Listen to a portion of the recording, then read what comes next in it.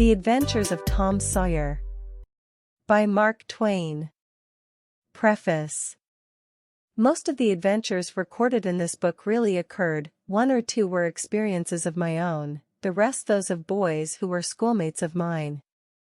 Huck Finn is drawn from life, Tom Sawyer also, but not from an individual. He is a combination of the characteristics of three boys whom I knew, and therefore belongs to the composite order of architecture.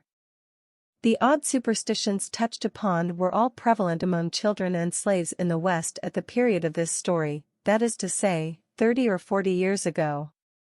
Although my book is intended mainly for the entertainment of boys and girls, I hope it will not be shunned by men and women on that account, for part of my plan has been to try to pleasantly remind adults of what they once were themselves, and of how they felt and thought and talked, and what queer enterprises they sometimes engaged in. The author. Hartford, 1876. Chapter 1. Tom. No answer. Tom. No answer. What's gone with that boy, I wonder? You, Tom. No answer. The old lady pulled her spectacles down and looked over them about the room, then she put them up and looked out under them. She seldom or never looked through them for so small a thing as a boy. They were her state pair, the pride of her heart, and were built for style, not service. She could have seen through a pair of stove-lids just as well. She looked perplexed for a moment, and then said, not fiercely, but still loud enough for the furniture to hear. Well, I lay if I get hold of you, I'll... She did not finish, for by this time she was bending down and punching under the bed with the broom, and so she needed breath to punctuate the punches with. She resurrected nothing but the cat. I never did see the beat of that boy. She went to the open door and stood in it and looked out among the tomato vines and Jimson weeds that constituted the garden. No, Tom. So she lifted up her voice at an angle calculated for distance and shouted. Why you, Tom? There was a slight noise behind her and she turned just in time to seize a small boy by the slack of his roundabout and arrest his flight. There! I might have thought of that closet. What you been doing in there? Nothing. Nothing. Look at your hands. And look at your mouth. What is that truck? I don't know, Aunt. Well, I know. It's jam, that's what it is. 40 times I've said if you didn't let that jam alone I'd skin you. Hand me that switch. The switch hovered in the air, the peril was desperate. My. Look behind you, Aunt. The old lady whirled round and snatched her skirts out of danger. The lad fled on the instant, scrambled up the high board fence, and disappeared over it. His Aunt Polly stood surprised a moment, and then broke into a gentle laugh. Hang the boy, can't I never learn anything? Ain't he played me tricks enough like that for me to be looking out for him by this time? But old fools is the biggest fools there is. Can't learn an old dog new tricks, as the saying is. But my goodness, he never plays them alike, 2 days, and how is a body to know what's coming? He pears to know just how long he can torment me before I get my dander up, and he knows if he can make out to put me off for a minute or make me laugh, it's all down again and I can't hit him a lick. I ain't doing my duty by that boy, and that's the Lord's truth, goodness knows. Spare the rod and spile the child, as the good book says. I'm a laying up sin and suffering for us both, I know. He's full of the old scratch, but laws o' me. He's my own dead sister's boy, poor thing, and I ain't got the heart to lash him, somehow. Every time I let him off, my conscience does hurt me so, and every time I hit him my old heart most breaks. Well, man that is born of woman is of few days and full of trouble, as the scripture says, and I reckon it's so. He'll play hooky this evening, and I'll just be obliged to make him work, tomorrow, to punish him. It's mighty hard to make him work Saturdays, when all the boys is having holiday, but he hates work more than he hates anything else, and I've got to do some of my duty by him or I'll be the ruination of the child. Tom did play hooky, and he had a very good time. He got back home barely in season to help Jim, the small colored boy, saw next day's wood and split the kindlings before supper. At least he was there in time to tell his adventures to Jim while Jim did 3/4 of the work. Tom's younger brother, or rather half-brother, Sid was already through with his part of the work, picking up chips, for he was a quiet boy and had no adventurous, troublesome ways. While Tom was eating his supper and stealing sugar as opportunity offered, Aunt Polly asked him questions that were full of guile and very deep, for she wanted to trap him into damaging revealments. Like many other simple-hearted souls, it was her pet vanity to believe she was endowed with a talent for dark and mysterious diplomacy, and she loved to contemplate her most transparent devices as marvels of low cunning. Said she. "Tom, it was middling warm in school, weren't it?" "Yes'm." "Powerful warm, weren't it?" "Yes'm." "Didn't you want to go in swimming, Tom?" A bit of a scare shot through Tom, a touch of uncomfortable suspicion. He searched Aunt Polly's face, but it told him nothing. So he said, "No, well, not very much." The old lady reached out her hand and felt Tom's shirt, and said, "But you ain't too warm now, though." And it flattered her to reflect that she had discovered that the shirt was dry without anybody knowing that that was what she had in her mind. But in spite of her, Tom knew where the wind lay, now. So he forestalled what might be the next move. "Some of us pumped on our heads, mine's damp yet." "See?" Aunt Polly was vexed to think she had overlooked that bit of circumstantial evidence, and missed a trick. Then she had a new inspiration. "Tom, you didn't have to undo your shirt collar where I sewed it, to pump on your head, did you? Unbutton your jacket." The trouble vanished out of Tom's face. He opened his jacket. His shirt collar was securely sewed. "Bother." "Well, go 'long with you. I'd made sure you'd played hooky and been swimming. But I forgive ye, Tom. I reckon you're a kind of a singed cat, as the saying is, better'n you look." This time. She was half sorry her sagacity had miscarried, and half glad that Tom had stumbled into obedient conduct for once.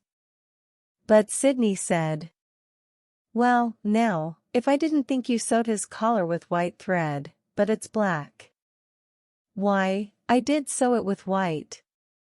"Tom." But Tom did not wait for the rest. As he went out at the door he said, "Siddy, I'll lick you for that." In a safe place Tom examined 2 large needles which were thrust into the lapels of his jacket, and had thread bound about them. One needle carried white thread and the other black.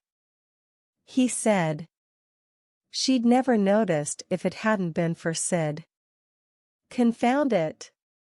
Sometimes she sews it with white, and sometimes she sews it with black. I wish to G-Miney she'd stick to one or t'other. I can't keep the run of 'em. But I bet you I'll lamb Sid for that. I'll learn him."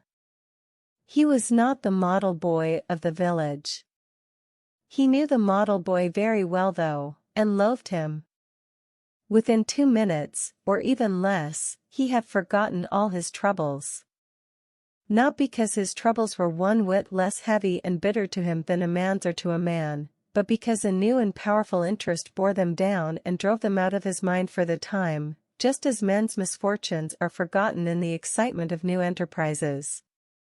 This new interest was a valued novelty in whistling, which he had just acquired from a Negro, and he was suffering to practice it undisturbed. It consisted in a peculiar bird-like turn, a sort of liquid warble, produced by touching the tongue to the roof of the mouth at short intervals in the midst of the music. The reader probably remembers how to do it, if he has ever been a boy. Diligence and attention soon gave him the knack of it, and he strode down the street with his mouth full of harmony and his soul full of gratitude. He felt much as an astronomer feels who has discovered a new planet, no doubt, as far as strong, deep, unalloyed pleasure is concerned, the advantage was with the boy, not the astronomer. The summer evenings were long. It was not dark, yet. Presently, Tom checked his whistle. A stranger was before him, a boy a shade larger than himself. A newcomer of any age or either sex was an impressive curiosity in the poor little shabby village of St. Petersburg.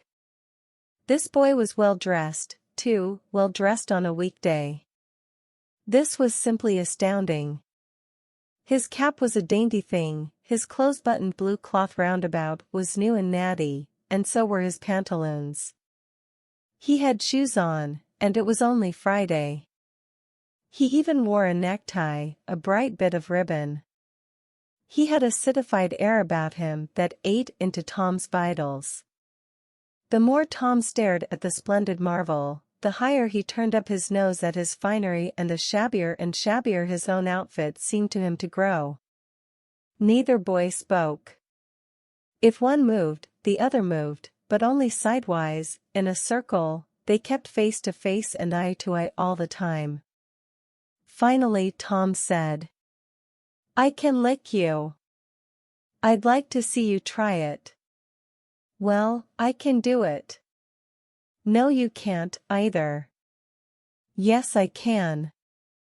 "No, you can't." "I can." "You can't." "Can." "Can't." An uncomfortable pause. Then Tom said, "What's your name?"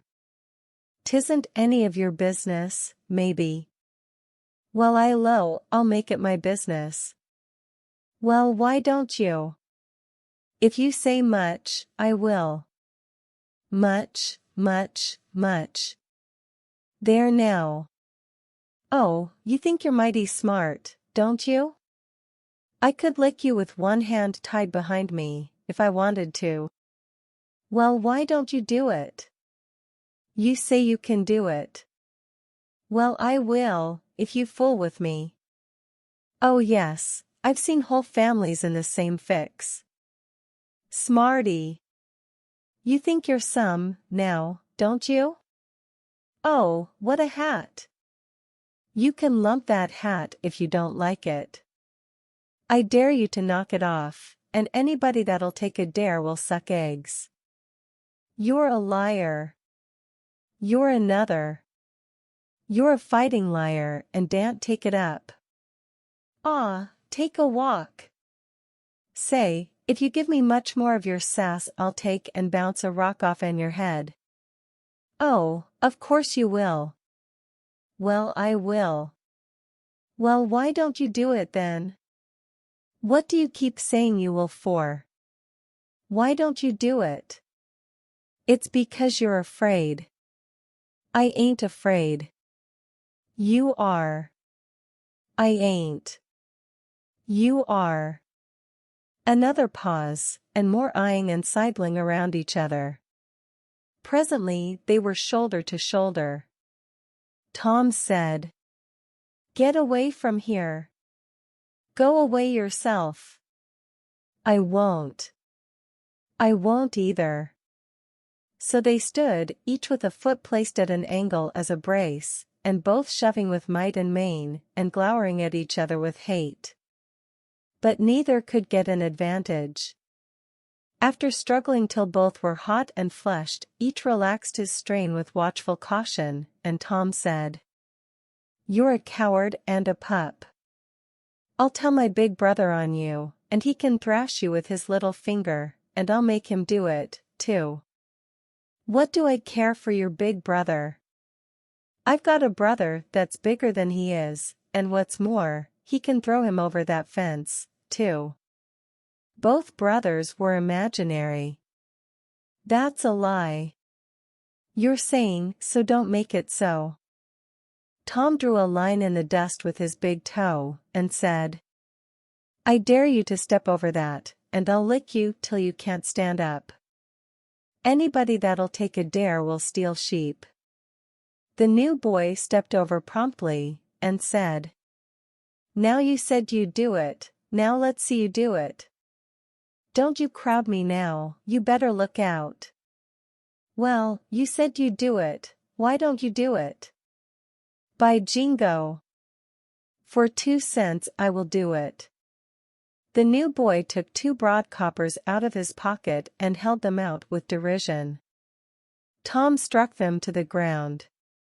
In an instant both boys were rolling and tumbling in the dirt, gripped together like cats, and for the space of a minute they tugged and tore at each other's hair and clothes, punched and scratched each other's nose, and covered themselves with dust and glory.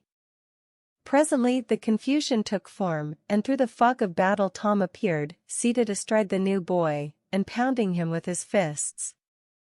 "Holler 'nuff," said he. The boy only struggled to free himself. He was crying, mainly from rage. "Holler 'nuff." And the pounding went on. At last the stranger got out a smothered "nuff," and Tom let him up and said, "Now that'll learn you. Better look out who you're fooling with next time." The new boy went off brushing the dust from his clothes, sobbing, snuffling, and occasionally looking back and shaking his head and threatening what he would do to Tom the next time he caught him out. To which Tom responded with jeers, and started off in high feather, and as soon as his back was turned the new boy snatched up a stone, threw it and hit him between the shoulders and then turned tail and ran like an antelope. Tom chased the traitor home, and thus found out where he lived. He then held a position at the gate for some time, daring the enemy to come outside, but the enemy only made faces at him through the window and declined. At last the enemy's mother appeared, and called Tom a bad, vicious, vulgar child, and ordered him away. So he went away, but he said he loathed to lay for that boy. He got home pretty late that night, and when he climbed cautiously in at the window, he uncovered an ambuscade, in the person of his aunt, and when she saw the state his clothes were in her resolution to turn his Saturday holiday into captivity at hard labor became adamantine in its firmness.